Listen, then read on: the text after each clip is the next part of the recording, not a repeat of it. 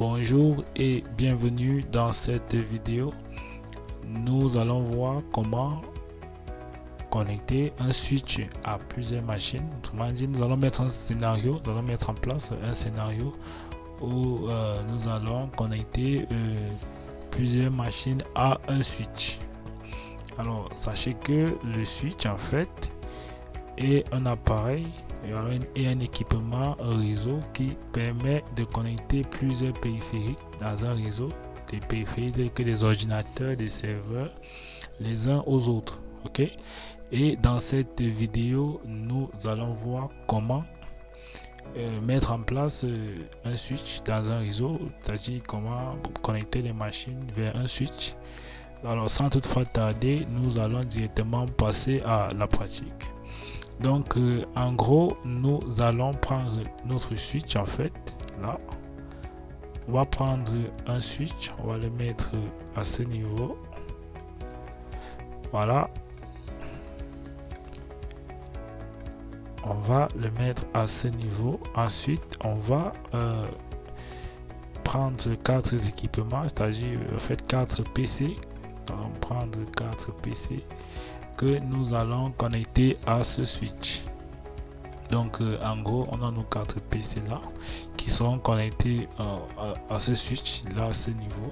Donc pour ceux qui ne savent pas de quoi il s'agit, ce que c'est qu'un switch, vous pouvez voir l'image tout à côté, histoire de voir ce que c'est et à quoi ressemble en fait un switch. Autant pour moi, vous verrez à quoi ressemble un switch. Donc en gros, on va simplement connecter nos 4 machines au switch. Première étape, on va effectuer les différentes connexions. Alors le switch et les ordinateurs sont des appareils de catégories différentes, donc on va utiliser un câble droit pour mettre en place la connexion. Ensuite on va connecter le PC suivant au switch. On va faire pareil sur les 2 autres PC.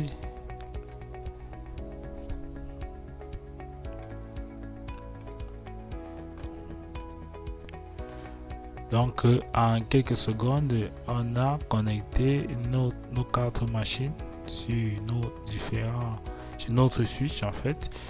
Et là, ce qui va suivre sera simple. On va attribuer en fait des adresses IP à chacune de ces machines. Nous allons attribuer des adresses IP. Alors pour attribuer l'adresse IP à une machine, en fait, il vous suffit de cliquer une fois sur la machine afin d'accéder à ses paramètres de configuration. Donc on va se diriger sur desktop, on clique sur IP configuration et à ce niveau on va attribuer une adresse IP à cette machine, c'est-à-dire le PC0 qui va faire office de notre première machine. Donc en gros, il y a eu à noter tout à côté les adresses IP que je vais fournir à chaque machine histoire de gagner en temps. Donc on attribue la première adresse IP et on clique sur top, c'est important, cliquez toujours sur top. Ensuite on va mettre une petite note en fait, histoire de mieux se rappeler des adresses IP de chaque machine. Voilà, la note est placée. On a noté l'adresse IP de notre PC0. Ensuite, on va faire le même exercice sur la seconde machine. On va simplement lui attribuer son adresse IP rapidement. IPv4, on attribue l'adresse IP, on clique sur top. Et on va noter son adresse IP. Voilà, on fait pareil sur la troisième machine. On va lui attribuer son adresse IP. Là, on copie et on va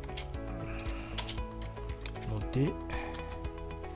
Ensuite, on clique une fois dessus sur la machine et on va la configurer tout simplement en lui fournissant son adresse IP, la 1.4. Voilà. Ensuite, on va passer sur la dernière machine. On va lui fournir tout simplement son adresse IP Voilà. Donc en gros on va noter à ce niveau. Ensuite on passe à la configuration et on clique sur top. Voilà qui est fait. Alors ce qu'on va faire c'est simple, on va tester les connexions. Effectivement on va tester les connexions histoire de voir si effectivement le PC0 communique avec le PC2 ou alors si le PC2 communique avec le PC1. Donc pour faire simple, on va placer un paquet à ce niveau et ensuite là on va placer le second paquet là. Vous aurez les résultats à ce niveau. Ici à ce niveau vous verrez les résultats. Tout simplement on a un successful. Donc effectivement le PC0 communique avec le PC2. On va faire pareil du PC2 au PC1. On a le même résultat successful. On a effectivement les paquets qui transitent bien entre les différents PC. On peut passer aussi en mode simulation histoire de voir comment les paquets circulent dans le réseau. Voilà, on a notre transmission qui est faite.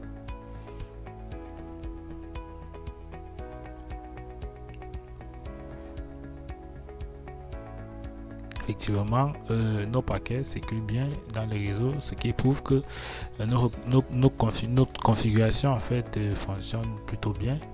Et on peut aller plus loin en effectuant un ping du PC1 au PC à ce PC, disons au PC3. Voilà, au PC3. Donc on va effectuer un ping rapidement. On a notre PC3, on va effectuer un ping du PC1 vers le PC3. Donc en gros on va taper la commande de ping